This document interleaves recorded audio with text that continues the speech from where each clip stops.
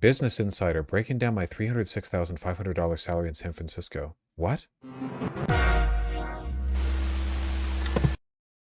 I'm Raymond Zhang. Oh, this seems like it'd be insane content. I work as a software engineer making $306,500, and I live in the San Francisco Bay Area. I'm going to be sharing all of my finances between my bills and my investments. This is cost of living. I'm a software engineer working at Meta. In terms of my role, I earn $306,500 on average. After taxes and retirement contributions, I am currently taking home about $4,000 a month. I currently do not have any other sort. Wait, $4,000 a month? Off a $300,000? Okay. Sources of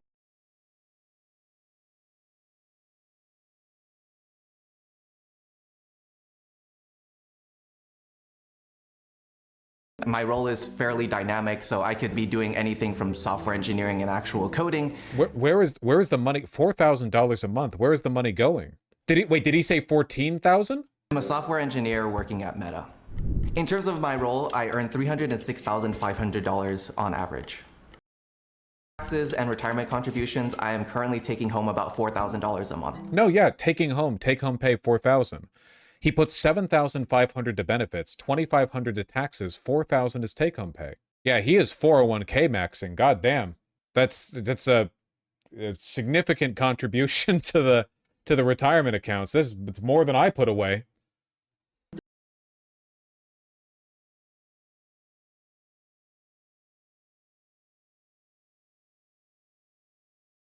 $4,000 a month take home in San Francisco is very, very, very little. But in terms of my day-to-day, it can be really anything. My role is fairly dynamic, so I could be doing anything from software engineering and actual coding to some of the more sort of project management or product management stuff, as well as some data science sort of analysis. Maybe he's planning to retire at 45. I mean, hey, maybe, you know, whatever. It seems like he's being pretty disciplined with his finances, so. After joining my current company, I had spent 2 years living in Dallas, and I moved here about 7 or 8 months ago, back in July of 2025. In terms of... Do you make more than $300K a year? Yeah, but unfortunately, I don't get access to, like, company contributions to a 401k. My like, really good tax-privileged retirement accounts are relatively limited, you know, because I'm a sole proprietor. In my case, I get to do a backdoor Roth IRA contribution of roughly $8,000 a year, and that's it. I mean, you can do like a regular IRA, but like, yeah, no, my options for the tax incentives are really structured to fuck over sole proprietors. They really want you to be part of a proper company. Base rent, I am paying $2,600 a month. Amenity fees are included in the base rent. Utilities will cost anywhere between $150 to $170 a month. My electricity bill here is about 50% higher than it was in Dallas, from about $20 to $30 per month to about $50 a month. I feel like I am getting good value. A lot of the comparable areas that are closer to my work could run anywhere between $3,500 to $3,700. You don't have an S-Corp? Dog, who would match my 401k contributions? Me? It's the same pool of money.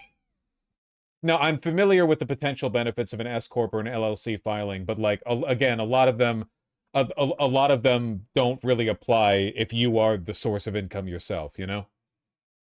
$700 per month, and I'm getting everything that I wanted out of this apartment. I live a little bit further away from either the major cities of San Francisco or San Jose or Oakland, but still within commutable distance of all three. Even though I had access to a relocation expert, I decided to do a lot of the research on my own, taking a look at all the things that I wanted to focus on from a living perspective. And after making the decisions, I decided to sign the lease sight unseen without actually having seen the place in person. Hey, welcome to my apartment. So this is the main deeply evil apartment kitchen area. It's quite spacious compared to my last apartment. The only complaint that I really have are... This person's pretty insufferable. Okay, so far he has done literally nothing wrong. Like, literally nothing bad has happened or been presented. I know that he does software engineering for Meta. I understand that. But, like, literally, he's done nothing wrong. It's just like a normal gay furry in San Francisco working a tech job, which there's tons of them in Seattle, too. So... These The countertops aren't exactly ideal for the amount that I'm paying, but it's all right. In terms of fridge and freezer, I got some meal prep stuff from the night before, as well as a whole host of drinks and mixers. In the freezer, very similar thing where I've got a couple of frozen things, as well as some dumplings that I actually wrapped myself when I was really bored one day. Well, that's nice. Over here we have my main sort of living/workshop area. He makes $25,000 a month. He said he takes home $4,000. I don't like him, Lamau. Well, yeah, it's taxes and 401k contributions. I mean, he's being like very disciplined with his finances, which, I mean, you know, I don't know. If anything, like he's kind of rice and beans maxing. He's kind of doing what I tell you guys to do. Probably doing it better than most of you, huh? Doing it better than I am. Where I get all my work done as well as my personal projects. The decision to do without a couch. This is just like such an insanely evil room, though. This is like a suicide room. This is just like incredible. Like you have to. You can't do this, man. This is like the most male living space I've ever seen in my fucking life. Is really just based on my own needs. I don't really watch a whole lot of TV. I just use my computer. I don't host people in my apartment, obviously. If I do decide to hang out with friends, I'll usually go to their place or maybe a third place.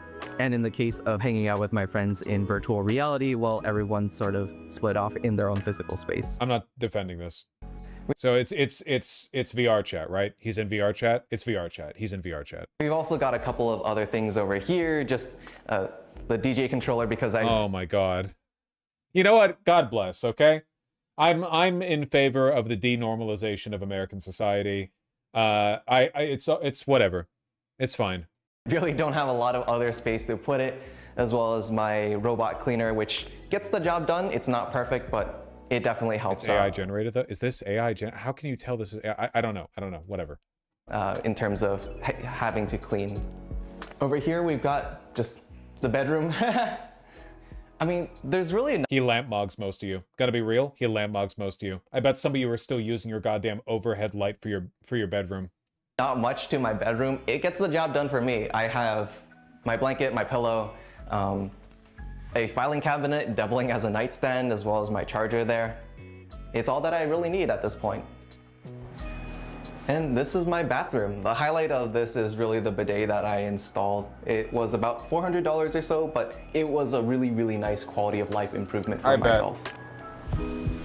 And outside over here, we've got a little bit of a balcony. I don't spend a lot of time out here, as you may be able to tell, but it is a nice way to get some fresh air in.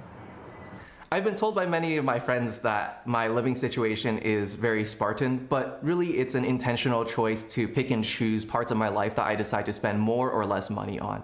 So even though my living situation right now is fairly... Oh, to tie this back to the overall financialization thing, remember, if he was, all that money that he puts to his 401k is locked out of the economy. Those retirement accounts, it's just sitting there in the stock market. That's the bubble. The majority of the money this guy makes does not recirculate in the economy. This is kind of my point. Like, rather than design an economy where people are encouraged to spend and engage in the economy at every point in their life. Instead, the most sensible thing to do is to just dump as much of it as you can into like zero velocity retirement accounts, which is bad for the overall economy. Like imagine like this guy spending all of his money freely would be a huge economic stimulus to the businesses around him. You know what I mean? He could, if he wanted to, single-handedly contribute a significant portion of the revenue of like dozens of local businesses, which means they can pay their employees more, Like you want velocity of currency, but that's not the way the system works. The system works right now to incentivize locking away that wealth. Sparse. That doesn't mean that it's going to stay that way, say if I decide to have a partner or have kids. Between ride sharing and public transit, I'll sometimes spend around $30 per month, but most of the time it's zero. I live in the Bay Area without a car, and so I think one of the big things to me is the accessibility to public transit. I live about 5 minutes away from the nearest Bay Area rapid transit station. I'm actually quite used to living car-free. I had lived previously in Dallas for 2 years without a car and got around in very similar ways. I picked out this apartment also specifically for its proximity to all of the things that I would really want to go to on a regular basis. So that would be cafes, boba shops, as well as the grocery store. For those, I just walk, and for anything else, I would either take the public transit. So this guy's upper middle class in the US? I mean, he lives a low class lifestyle. Obviously, he has to spend a lot on rent and stuff, but his actual, like, life seems to be marked by scarcity for the most part. Or in he's just doing it deliberately. Ride sharing. Our company, like many other companies around the Bay Area, have shuttles that go around the area, and I utilize those to get to and from work. I spend about $300 per month on groceries. I usually budget $75 per month for eating out, but I usually don't hit that max. $75 per month eating out, man. This guy's making me feel like a very wasteful individual. I used to get This is the life they want you living, right? This is the life that the pod people want you living. They want you to for 40 years during your prime working years, just have nothing, enjoy nothing, live off of nothing, so that you can just barely survive the retirement. You'll need like $2 million saved up by the time you're 65. Online delivery for my groceries, but not anymore given that it's so close to my apartment. I should stock up on some more instant noodles.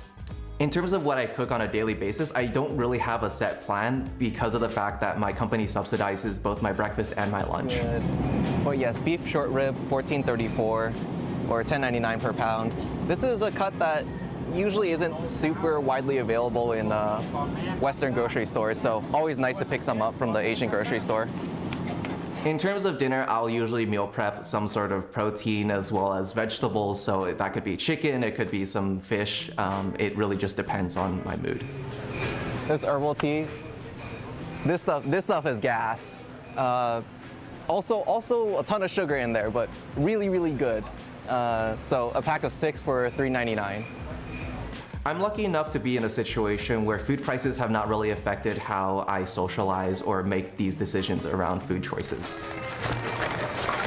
I hate this guy for. I don't think you should hate this guy. Like he's doing. He's like water flowing into the crack in the cement, right? He's just following the path laid for him. He is doing what makes sense in this system. It's the system that's fucking insane. You know? Like, I think that, like, you shouldn't hate him. You should hate what the system incentivizes, you know? It is depressing to watch, and I think it's a very inhuman way of living, but he's just doing what makes the most sense in terms of being able to secure a comfortable lifestyle later on. Alrighty, let's go ahead and make our way to the other grocery store. Round 2, let's go. In terms of cooking versus eating out, I am almost always cooking at home. I very rarely dine out. Man, people are fiending for the Coke Zeros. They ran out of the large ones. Many such cases. Here's what I got at the Western supermarket. But he's part of the problem? Not really, no. He is not creating the circumstances that he lives by.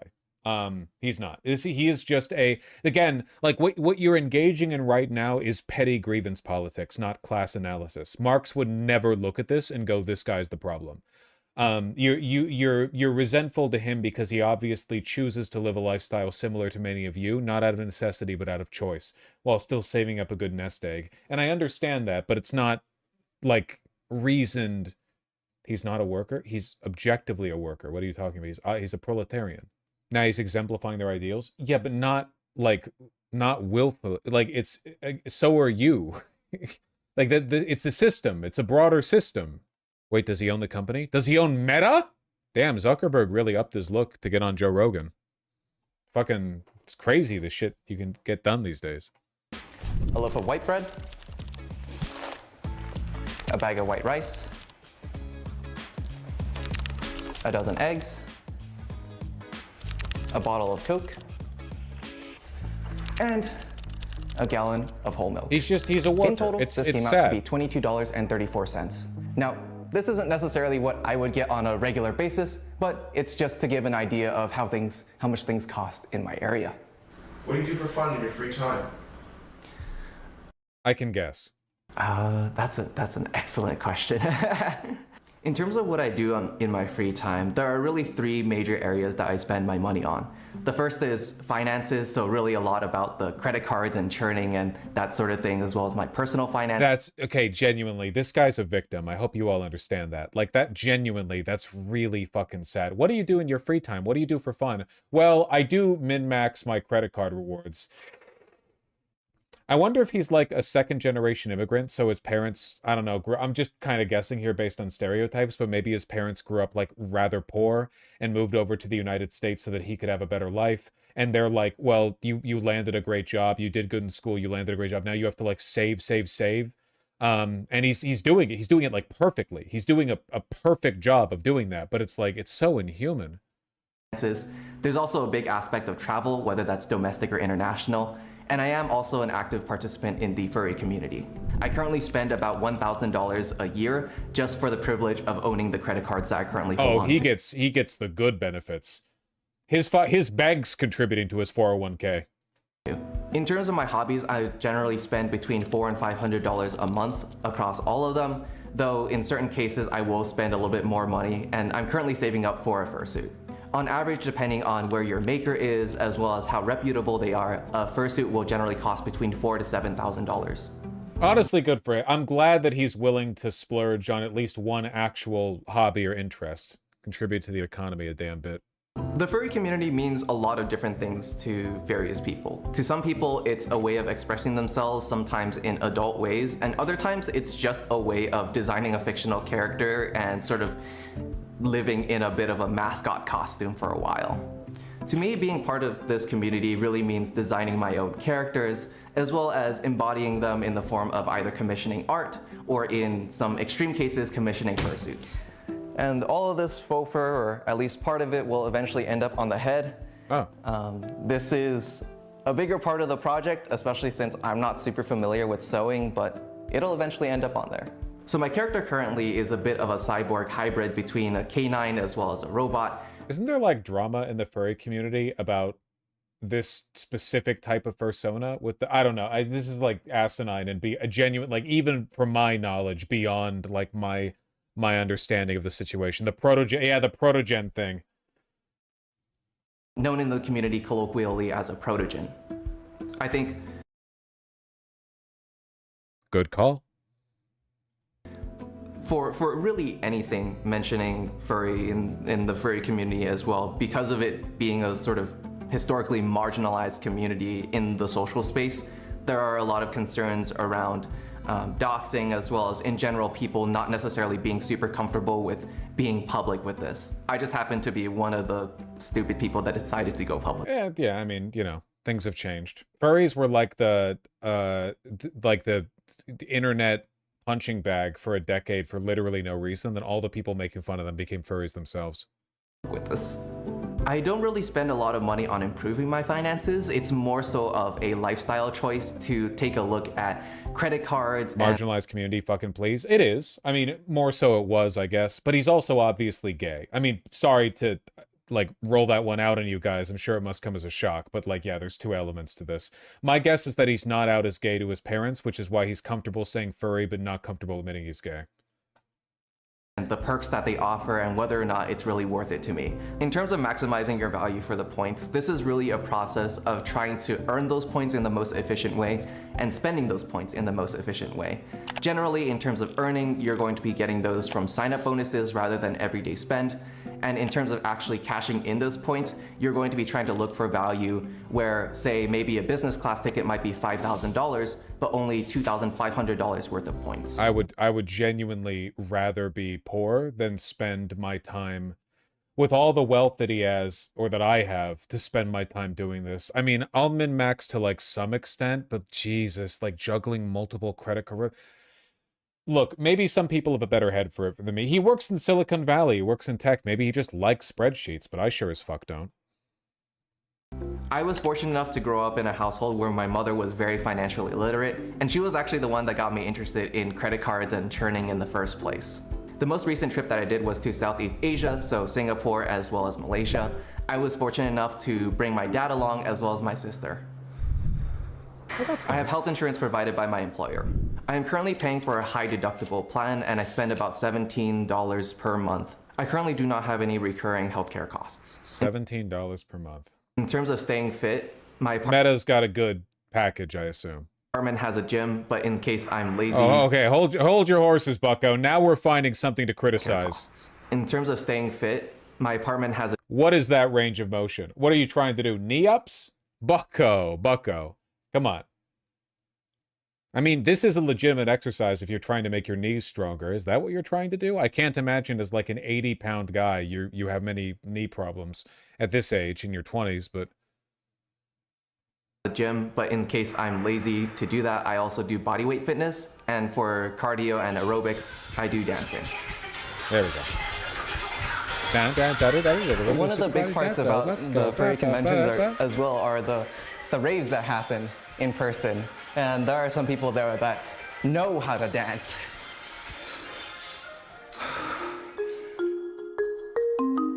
Electro swings, no surprise here, nor me knowing it.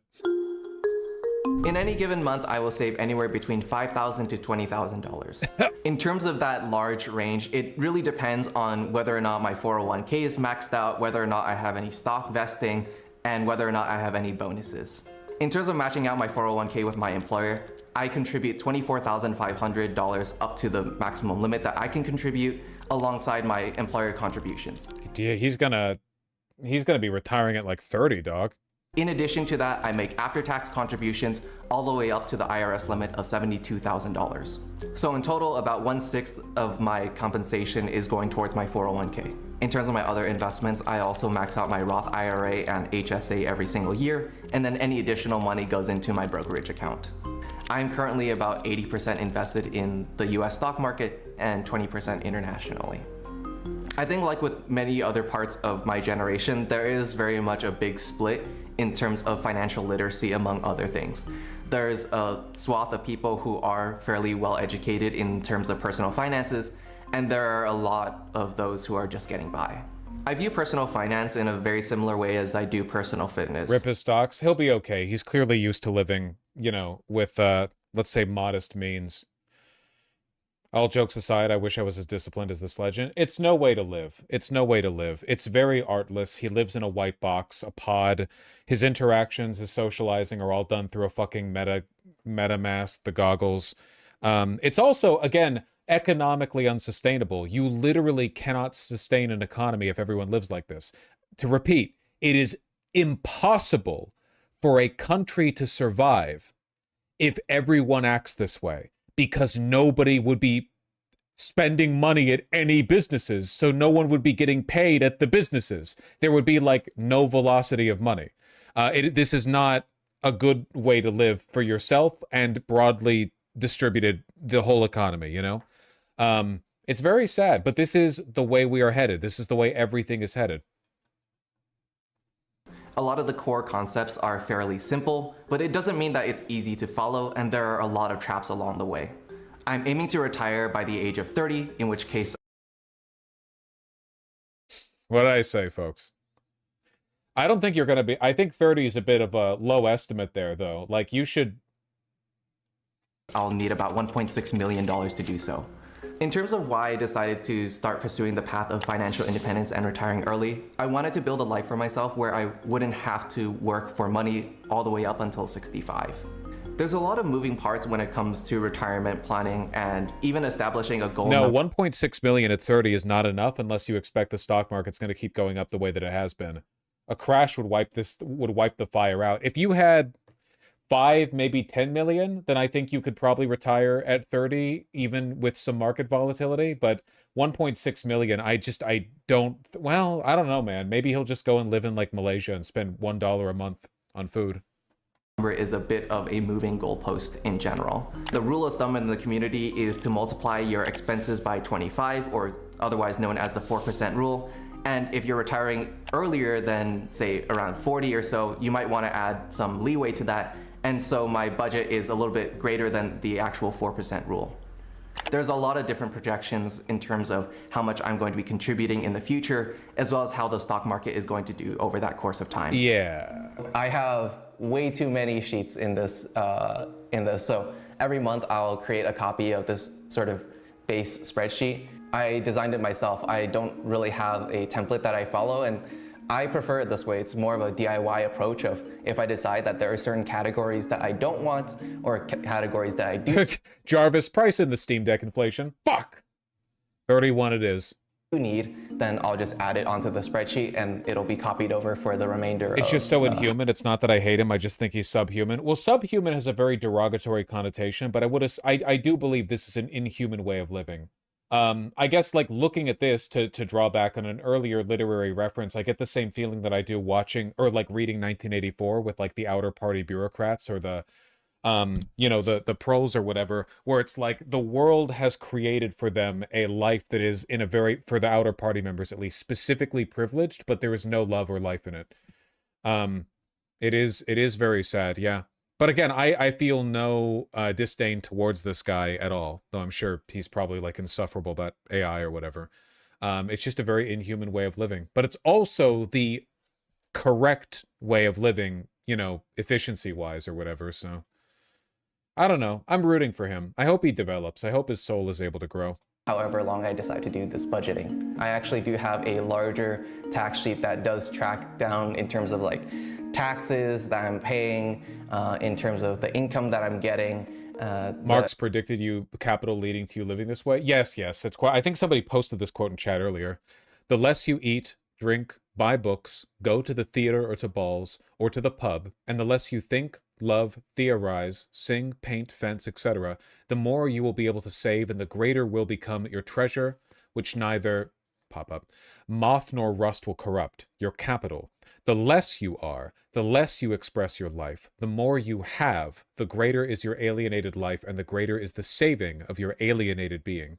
Expected amount of paychecks, and then over here I just have some pretty straightforward projections in terms of actually where I'm going to be at financially for a given year and age. Type shit. Assuming certain figures for growth as well as investment outcome. And yeah, so by age 30, assuming that all goes well, I'm expecting that I might have somewhere north of around $2 million invested. And this is also tracking the active price of some of my investments, and so this will fluctuate over time. And by age 40, I'm expected to be retired at that point, so I do have empty columns in terms of my actual investments.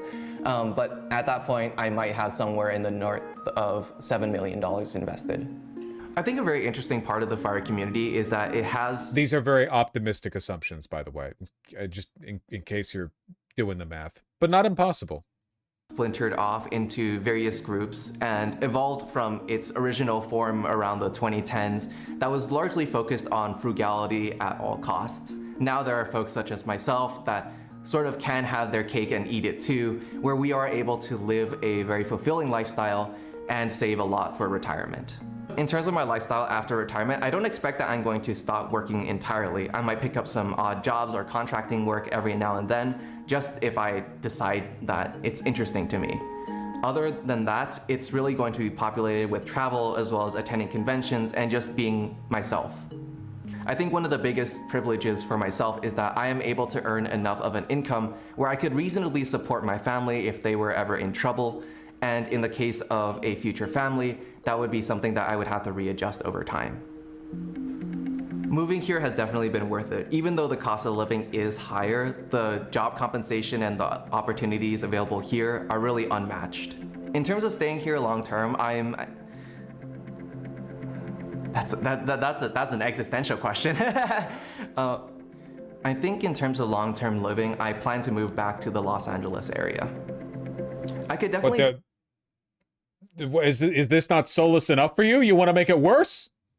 See myself in the position of starting a company in the next couple of years or decades, but no plans for that currently. My biggest piece of advice is something that's fairly widely shared among the folks in the FIRE community, and it's build the life you want and then save for it. There may be a situation where you can't have everything all at once now, and you just kind of have to pick and choose whether or not you want to live in a favorable location, or you decide to spend more on, say, travel and other... It does piss me the frick off that as a sole proprietor, I've access to very few tax-advantaged savings accounts. Like, it basically, like, if I want to save for retirement, my only option, really, is just to put it in the market. Like, literally just drop that shit with Vanguard. I don't have a 401k. I don't have, like, there's a bunch of plans, HSA that I can't benefit from. So it just has to go in the market. Or if you're like me and you think the market's gonna, maybe eventually, but you know, who knows, gonna collapse. You don't have a Roth IRA? Yeah, but I'm only limited to like $8,000 a year contributed to it for the Roth IRA. What about saving it in a bank account and gain interest over time? Are you over the age of 18? Do you know what savings account? Do you know what the annual interest rate is on a savings account? Even a high yield savings account is a pithy. What are you going to get from that? Maybe like 3%. I mean, the rates raise. I don't know.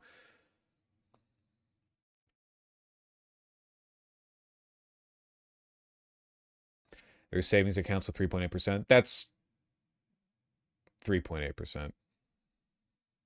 6.7%.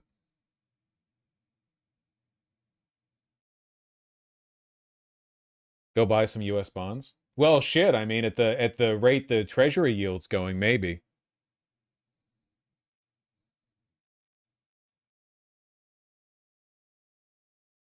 I got a CD locked in at 4%.